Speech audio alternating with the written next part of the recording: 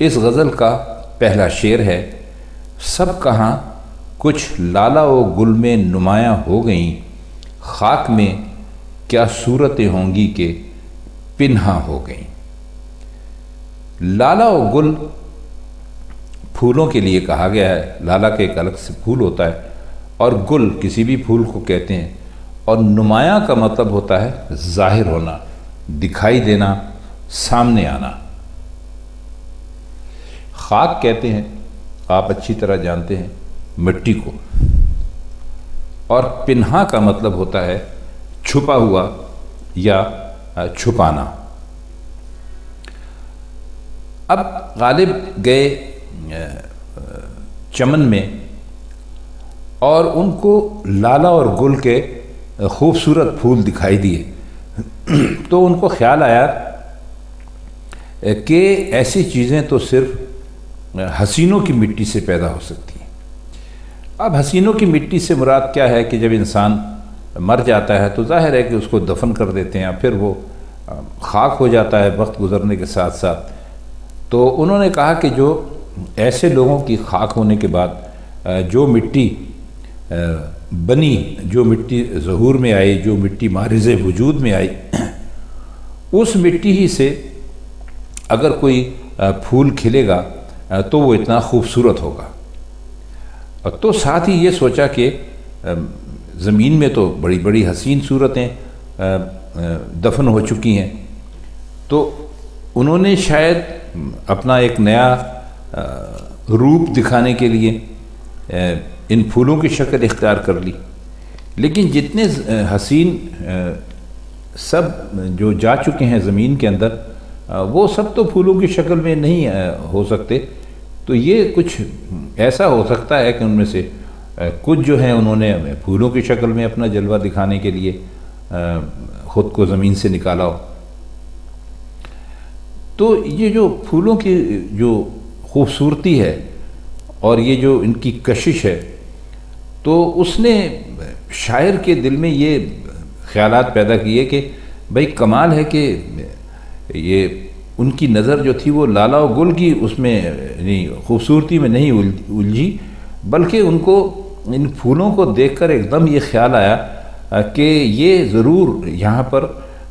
حسین جو ہیں وہ یہاں پر دفن ہوئے ہوں گے، اور جب وہ حسین اس میں سے کسی طرح بھی اپنا جلوہ دکھانے کی انہوں نے سوچا، تو وہ ان خوبصورت پھولوں کی شکل میں نمایاں ہو گئے۔ وہی کہتے ہیں کہ لالا اور گل کی شکل میں تمام حسین تو نہیں نہ دکھائی دے سکتے، ان میں سے کچھ دکھائی دیے، اور پھر وہ لالا اور گل کی خوبصورتی کو دیکھ کر کہتے ہیں کہ بھائی اللہ جانتا ہے کہ کیسی کیسی صورتیں ہوں گی جو زمین میں جا چکی ہیں۔ تو اس سارے پورے منظر سے ایک تو یہ نتیجہ بھی نکلتا ہے کہ بھئی دنیا جو ہے وہ بڑی بے وفا جگہ ہے، یہاں پر کوئی بھی ہمیشہ کے لیے نہیں آتا، اور جو آتا ہے اسے یہاں سے جانا ہوتا ہے۔ تو ایک تو اس کی طرف بھی اشارہ ہے، لیکن اصل اشارہ ان کا یہی سوچ ہے ان کی کہ جس زمین میں حسین لوگ دفن ہوتے ہیں، اگر اس زمین پر کوئی پھول کھلے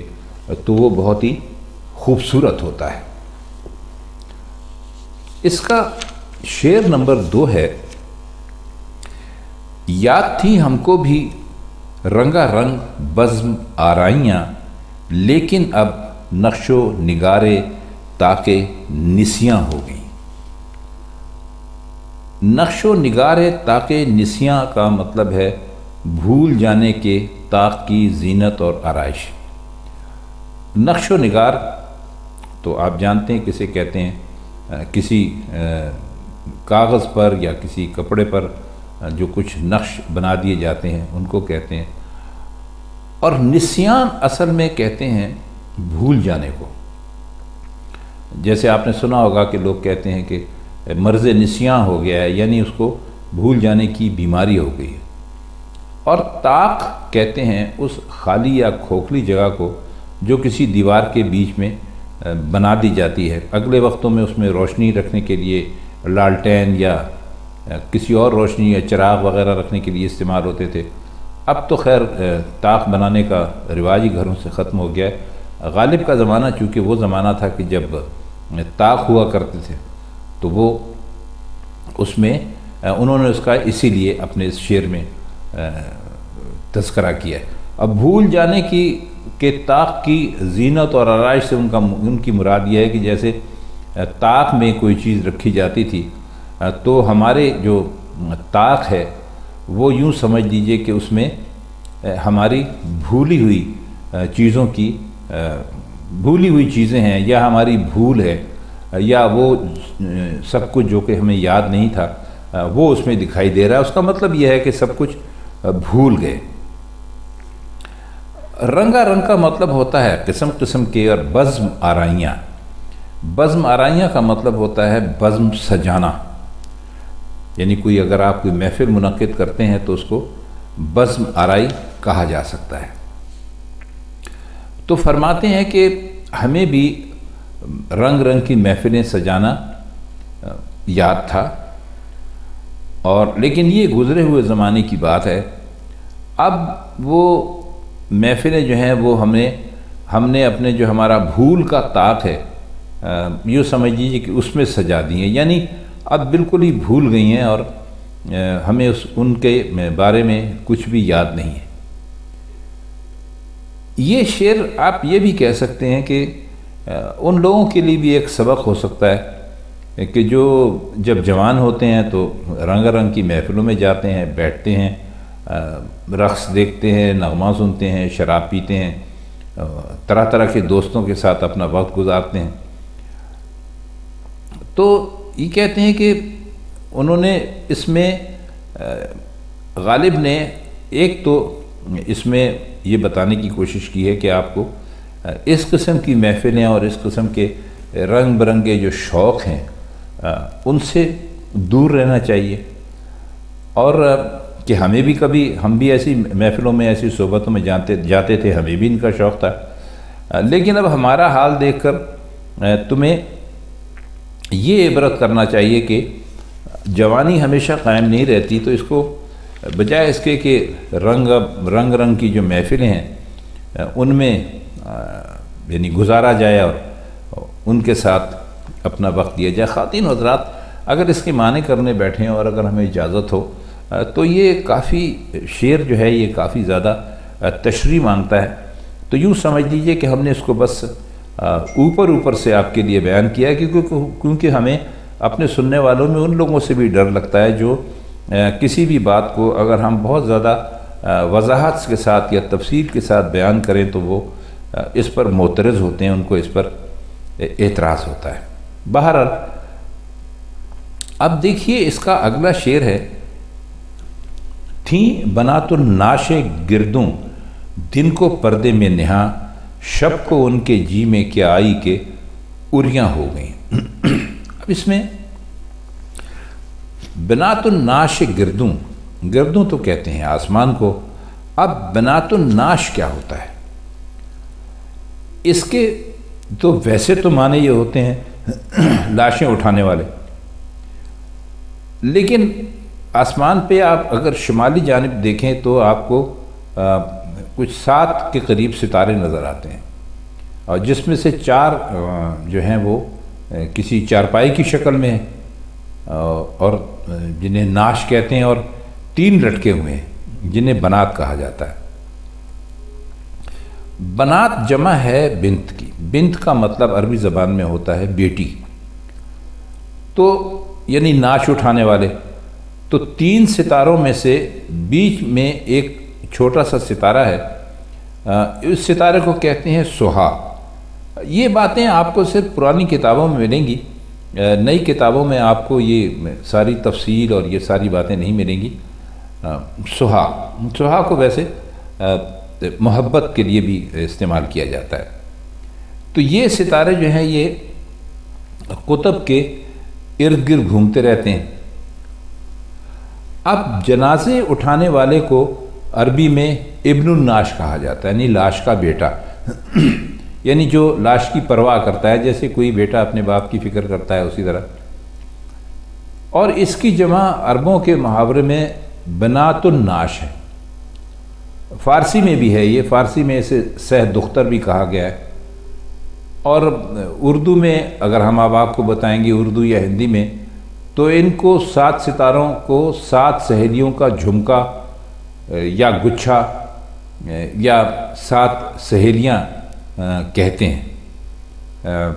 ایک تشریح میں ہم نے پڑھا تھا کہ ان کا ایک نام عقد ثریا بھی ہے۔ اچھا، یہ تو اس کے معنی ہو گئے۔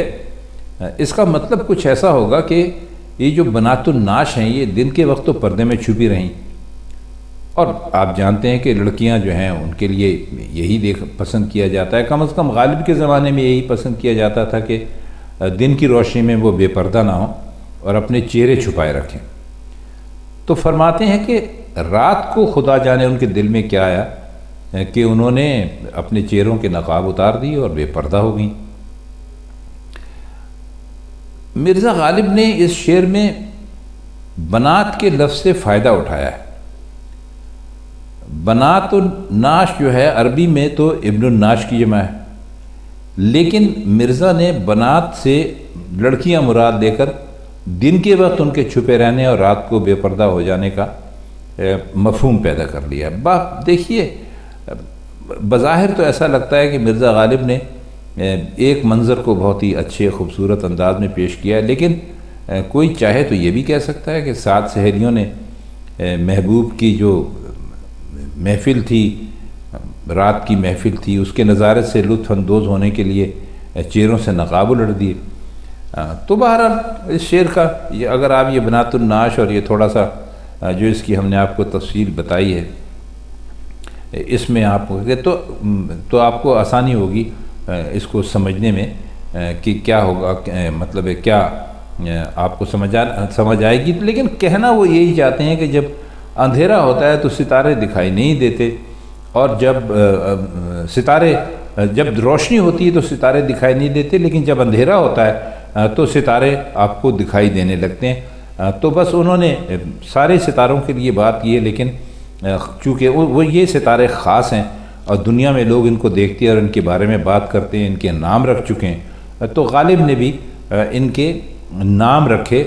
انہی ستاروں پر بات کی جن کے نام رکھے گئے، اور انہوں نے دراصل سارے ستاروں کی بات کی۔ کہنا وہ اتنا چاہتے ہیں کہ دن کی روشنی میں تارے دکھائی نہیں دیتے، لیکن جب رات کا اندھیرا پھیل جاتا ہے تو ہم آسمان پر ستاروں کو آسانی سے دیکھ سکتے ہیں۔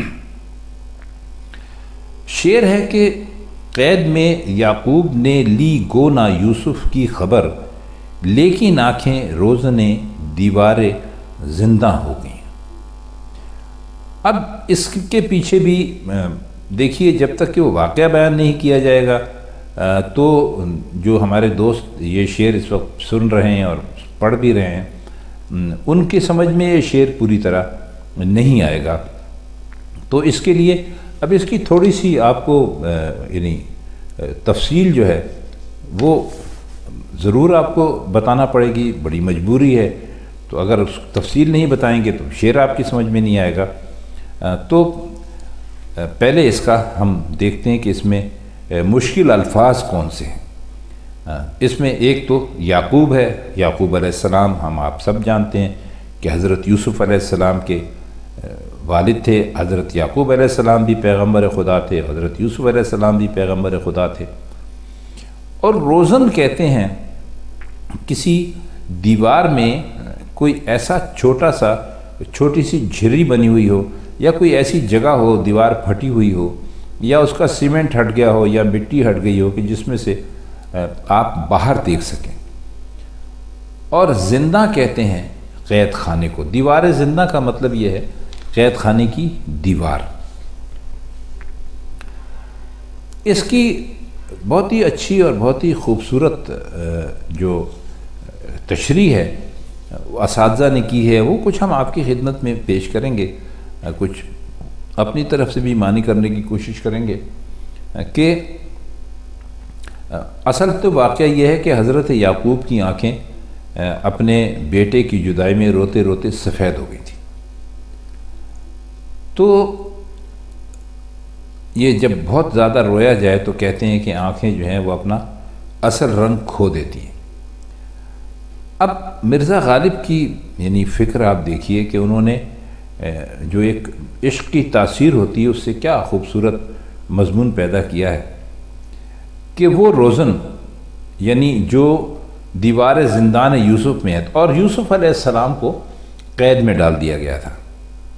وہ اس واقعے کا پہلا کافی لمبا چوڑا حصہ ہے کہ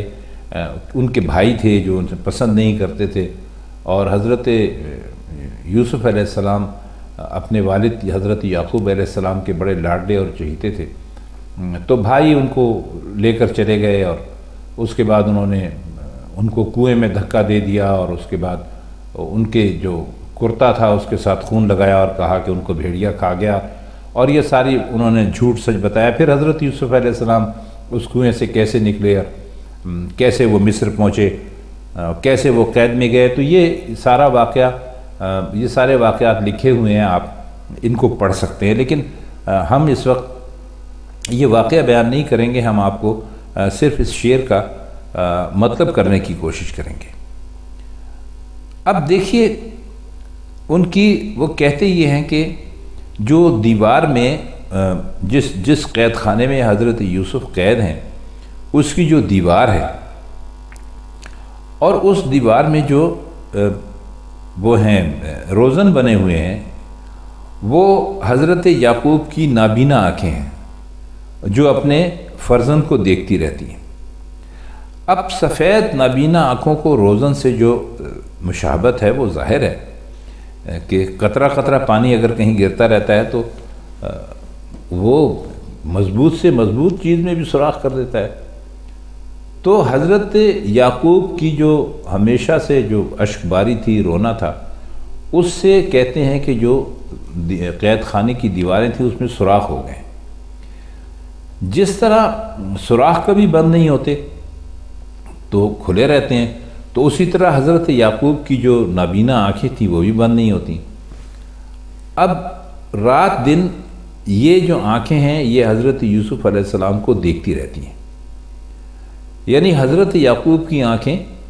روزن دیوار زندہ ہو گئی ہیں تاکہ تاریکی میں اور اس قید میں یوسف جو ہیں وہ اداس نہ ہو۔ آنکھیں روزن دیوار ہو گئیں یعنی تاکہ یوسف زندہ سے دنیا کا تماشا دیکھ سکیں اور تنہائی سے پریشان نہ ہو۔ اصل میں ان کا مقصد یہ ہے کہ اگرچہ بظاہر یوسف علیہ السلام سے رابطہ اور تعلق ختم کرنے کی کوئی صورت پیدا نہیں ہوئی، ظاہر ہے اور قدرت کو یہ منظور تھا، لیکن حضرت یوسف کو کے لیے یہ ایک طرح کی آزمائش تھی جس نے بالآخر انہیں بہت ہی زیادہ بلندی پر پہنچانا تھا۔ تو یہ ان کی آزمائش تھی، اور سب مصیبتیں جو تھیں وہ ان پر آ گئی تھیں، تو وہ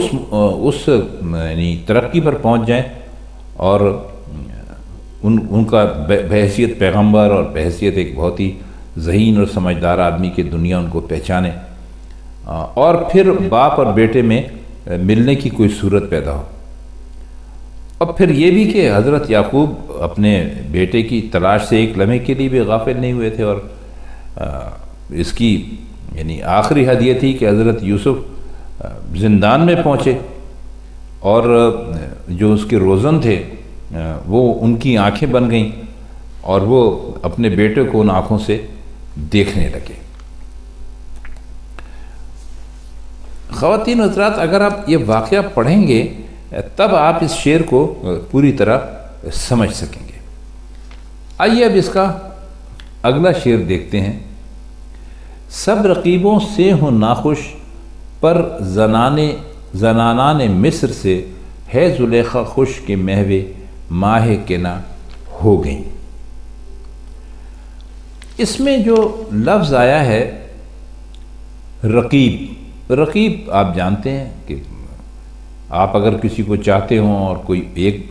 چاہتا ہو یا کچھ اور مزید چاہتے ہوں تو وہ سب آپ کے رقیب ہوں گے۔ زنانان مصر جو ہے وہ کسے کہتے ہیں؟ اس کے پیچھے بھی ایک چھوٹا سا واقعہ ہے جو ہم ضرور آپ کو بتائیں گے تاکہ شعر آپ کی سمجھ میں پوری طرح آ سکے۔ واقعہ یہ ہے کہ مصر کی وہ عورتیں جنہوں نے جو عزیز مصر تھا، اب عزیز مصر کون تھا یہ بھی ایک لمبی چوڑی بات ہے جو یہاں پر بیان کرنے کا موقع نہیں ہے۔ تو اس کی بیوی کا نام تھا زلیخا، تو اس کو طعنہ دیا تھا کہ بھئی تم اپنے غلام پر عاشق ہو گئی ہو۔ اب یہ حضرت یوسف علیہ السلام کو جب وہاں پر مصر کے بازار میں لایا گیا تھا تو آپ کو ایک غلام کے طور پر بیچا گیا تھا، یہ بھی سارا اس واقعے میں ہے، اور ان کو عزیز مصر نے خریدا تھا۔ اب قرآن شریف میں بھی یہ بیان ہے کہ عزیز مصر کی بیوی نے ان عورتوں کو دعوت دی اور کھانے پینے کا سامان سجا دیا، تو جب وہ کھانے میں مصروف ہو گئیں تو انہوں نے یوسف علیہ السلام سے کہا کہ آپ ان کے سامنے آ جائیں۔ تو جب یوسف علیہ السلام ان کے سامنے آئے تو وہ ساری عورتیں بالکل ہی ہکا بکا رہ گئیں، حیران رہ گئیں، اور وہ جن چھریوں سے اپنے پھل وغیرہ کھانے کے لیے کاٹ رہی تھیں وہ انہوں نے ان سے اپنی انگلیاں کاٹ لیں اور ایک دم چیخنے اور پکارنے لگی کہ یہ انسان نہیں ہے بلکہ فرشتہ ہے، اور بڑے مرتبے والا فرشتہ ہے۔ اس طرح ان عورتوں پر حضرت یوسف کی جو عظمت تھی یا فضیلیت تھی وہ ان پہ آشکار ہو گئی، اور وہ جو طعنے تشنے دیا کرتی تھیں وہ جھوٹے ثابت ہوئے۔